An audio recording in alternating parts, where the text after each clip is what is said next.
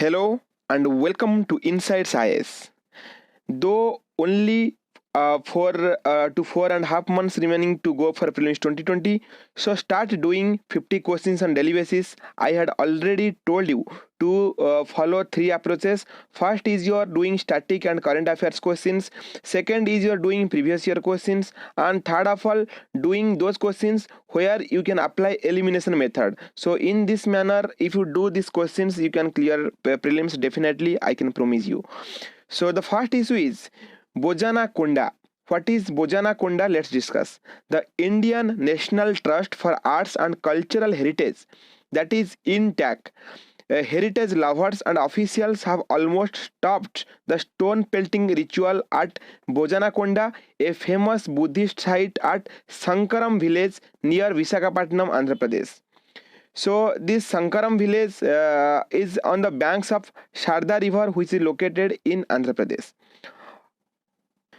This stone pelting activity is a peaceful activity and completely different from that of their Jammu Kashmir stone pelters and that of JNU stone pelters. Please remember it. So on the Kanuma day during Sankranti, the villagers used to pelt stones at a belly-shaped object, believing it to be a part of the demon.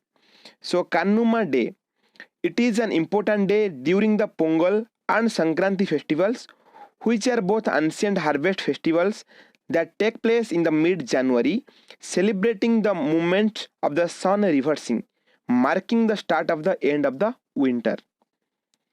Bojjannakonda and Lingala Mehta are twin Buddhist monasteries dating back to 3rd century BC. At Lingala Mehta, there are hundreds of rock-cut monolithic stupas in rows. Remember, there are seen three forms of Buddhism at that place, that is in Bojjannakonda.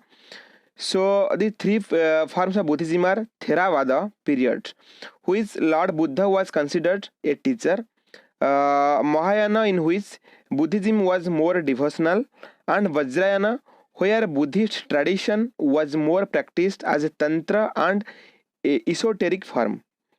Visakhapatnam is famous for Buddhist site at Thotlakonda, Apikonda and Bhavikonda, etc. Let's discuss about Indian National Trust for Art and Cultural Heritage, that is intact. It is a not-profit, that is non-profit charitable organization registered under Societies Registration Act 1860. It was founded in 1984 in New Delhi with the vision to spearhead heritage awareness and conservation in India. It has pioneered the conservation and preservation of not just our national and built heritage but intangible heritage as well. What is intangible? Which are not touchable. That is tangible, which are touchable, like your art forms. Intangible mean which are not touchable, like your dancing and some other art forms. In 2007, the UN awarded INTAC a special consultative status with the United Nations Economic and Social Council. The next issue is right to private property. We will have a elaborate discussion on this. The Supreme Court has recently held that a citizen's right to own private property is a human right.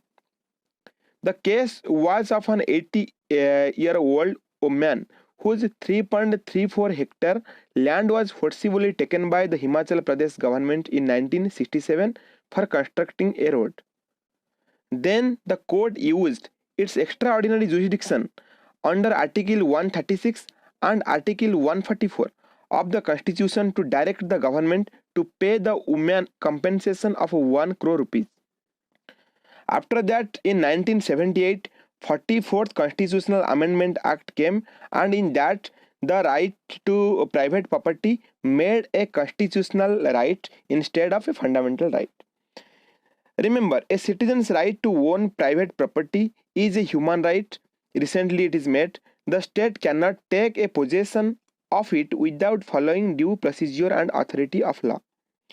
The bench refers to an earlier verdict in state of Haryana versus Mukesh Kumar case 2011, wherein it was held that the right to property is not only a constitutional or statutory right but also a human right. Please remember the case State of Haryana versus Mukesh Kumar case. You can apply the case in your mains writing as well.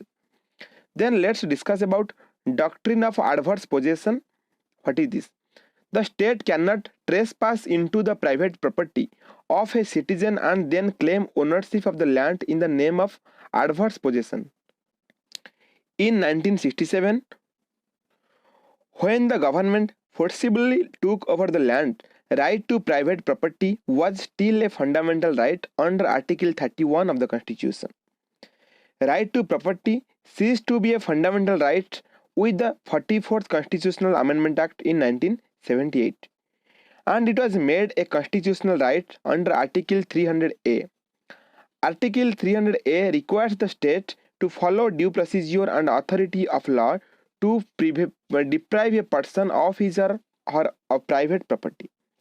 What is Doctrine of Adverse Possession? Let's discuss it. It is a legal doctrine that allows a person who possesses or resides on someone else's land for an extended period of time to claim legal title to that land. Possession of the property for a minimum of 12 years within which the real owner did not seek legal recourse to oust him. Then Article 142, it can be a prelim question. It provides discretionary power to the Supreme Court, as it states that the Supreme Court in the exercise of its jurisdiction may pass such decree or make such order as it is necessary for doing complete justice in any cause or matter pending before it. Then Article 136, which says about special leave petition. It allows the Supreme Court to hear at its discretion an appeal against any order from any court or tribunal in the territory of India. However, this doesn't apply to any judgment, determination, sentence or order passed or made by any court or tribunal constituted by or under any law relating to the armed forces. Then Article 19, Clause 1, Subclause F. It is guaranteed to every citizen the right to acquire, hold and dispose of property. The key words are acquire, hold and dispose. Article 31. It is guaranteed to every person right to property which could not be deprived without due process of law and upon just and fair compensation. Guys, in comment box, in this slide, what is the difference between due process of law and procedure established by law? You might have read it in Polity Lakshmikant many a times. Please make it in comment box. So the next issue is Kaziranga National Park. The second wetland bird count, that is Kaziranga National Park, has one of the highest species of wetland bird. Here is your Kaziranga National Park, which is located in Assam. In the state of Assam, along river Brahmaputra in the north and Karbi Anglong Hills in south, it is located. It is the single largest undisturbed and representative area in the Brahmaputra Valley floodplain. It is declared as a national park in 1974, and it is also a tiger reserve and also UNESCO World Heritage Site, which was declared in 1985. It is an important bird area by BirdLife International. It is also the home of world's most one-horned rhino. Guys, in comment box mention what is the IUCN status of one-horned rhino, because in previous lecture we have before just 1 month we have already covered this one-horned rhino and two-horned rhino. The great 5 species, that is rhino, elephant, Royal Bengal tiger and Asiatic water buffalo, swamp deer are also found in this Kaziranga National Park. During Tiger Census 2014, Kaziranga had an estimated 103 tigers, the third highest population in the India after Jim Corbett National Park in UK, that is Uttarakhand, and Bandipur National Park 120 in Karnataka. So again I am saying during Tiger Census 2014, Jim Corbett was the highest tiger population. The National Highway 37 passes through the park area also, and also the Diplu River also running through the park. The next issue is H9N2 virus. Avian influenza, that is influenza A, that is H9N2 virus infection has been reported in a 17-month-old boy in Maharashtra. That is why it was in Hindu news. This is the country's first human case of infection with H9N2 virus. H9N2 viruses have been observed in the poultry in India several times. Actually, subtype of influenza A virus causes human influenza as well as a bird flu. H9N2 viruses are found worldwide in the wild birds and are endemic in poultry in many areas. According to the World Health Organization, with avian influenza viruses circulating in the poultry, there is a risk for sporadic infection and small clusters of human cases due to exposure to infected poultry or contaminated environments. Then the next issue is National Youth Day, which is celebrated on 12 January every year. In 1984, it is declared Swami Vivekananda's birthday, that is 12 January, as National Youth Day. Main objective is to promote rational thinking among the youth. National Youth Festival 2020, on the occasion the Ministry of Youth Affairs and Sports and UP government also jointly organized 23rd National Youth Festival 2020. The theme of the National Youth Festival is Fit Youth, Fit India. Again saying Fit Youth, Fit India.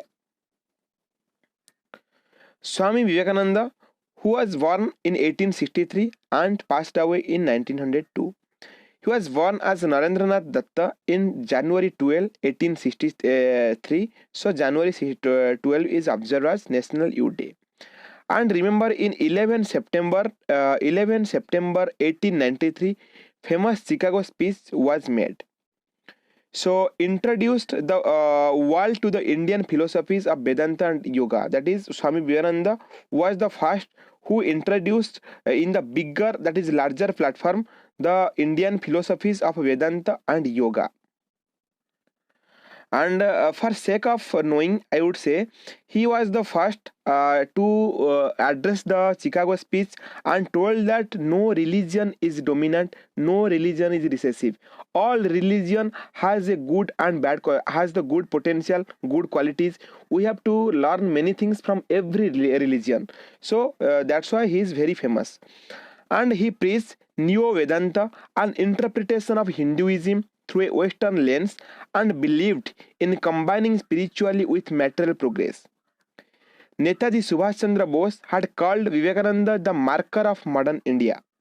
In 1893, he took the name Vivekananda after Maharaja Ajit Singh of the Khetri state requested him to do so, changing from Sachidananda that he used before. This statement is very, very important. Raja Yoga, Jnana Yoga, Karma Yoga are also of the books he wrote. He was the chief discipline of the 19th century mystic Ramakrishna Paramahansa. He advocated a man-making character building education. Vivekananda established the Ramakrishna Mission in 1897. It is an organization which works in the area of a value-based education, culture, health, women's empowerment, youth and tribal welfare, and relief and rehabilitation. He died at Bellur Mutt in 1902. Bellur Mutt, located in the West Bengal, is the headquarters of the Ramakrishna Mutt and Ramakrishna Mission. Ramakrishna Paramahansa. He was born as Gadadhar Chattopadhyay in 1836 in West Bengal. He believed that the realization of the existence of a God is the supreme goal of all living beings. A question of means. Swami Vivekananda was a proponent of the multicultural nation rooted in religious tolerance and modernity. Please make a comment on that. Then the next issue is your Kolkata Port Trust. On the occasion of 150th anniversary celebration of the Kolkata Port Trust, it has been renamed after Dr. Shyama Prasad Mukherjee. The port has two distinct dock systems, that is Kolkata Docks at Kolkata and a deep water dock at Haldia Dock Complex, Haldia. In the early 16th century, the Portuguese first used the present location of the port. It is the oldest operating port in India and was constructed by the British East India Company, and it is also known as the gateway to Eastern India. Here is your Haldia port, and here is your Kakadweep, and Sagar Island is in between these two regions. After that, Jellingham Channel, Auckland Channel are there. So here is your Kolkata region. So governance of the Kolkata port. It is an autonomous body under the Ministry of Shipping, Government of India, administered through Major Port Trust Act 1963. Location: Kolkata port is the only riverine major port in India. Please remember, Kolkata port is the only riverine major port in India. Major ports: India has 13 major ports. Bhidli, Kolkata port, Paradip, New Mangalore, Cochin, Jawaharlal Nehru, JNPT, also known as Nabha Seva, Mumbai, Kandla, Visakhapatnam, Chennai, Tuticorin, Ennore, Marmugao, and Port Blair Port. Let's discuss the question which is asked in Prelim 2017. Biological oxygen demand is a standard criterion for options are measuring oxygen levels in blood, computing oxygen levels in forest ecosystems, pollution assay in aquatic ecosystems, and assessing oxygen levels in high altitude regions. Option is option C, that is pollution assay in aquatic ecosystems. Then the next question which is asked in Prelim 2017 is like that. The main advantage of the parliamentary form of government is that options are the executive and legislature work independently, it provides continuity of policy and in more efficient, the executive remains responsible to the legislature, the head of the government cannot be changed without election. So the option is right, C, option C, that is the executive remains responsible to the legislature. So in this manner we will be trying to covering all those previous year questions. So CSAT question which I asked in Prelim 2019, consider the following sequence that follows some arrangements like this. The letter that appear in the caps are options are available, please solve it and then see the answer. The answer would be like this. There are 15 characters in the sequence, so we should find sequences of 5 characters each in it. By applying the options given, we find that correct sequence is C C A C C, A A B A A, and like this when we use option C B B, that is option B. So option B is your correct answer, and this kind of there is no technicality, you have to apply your mind only. So thank you guys, have a nice day.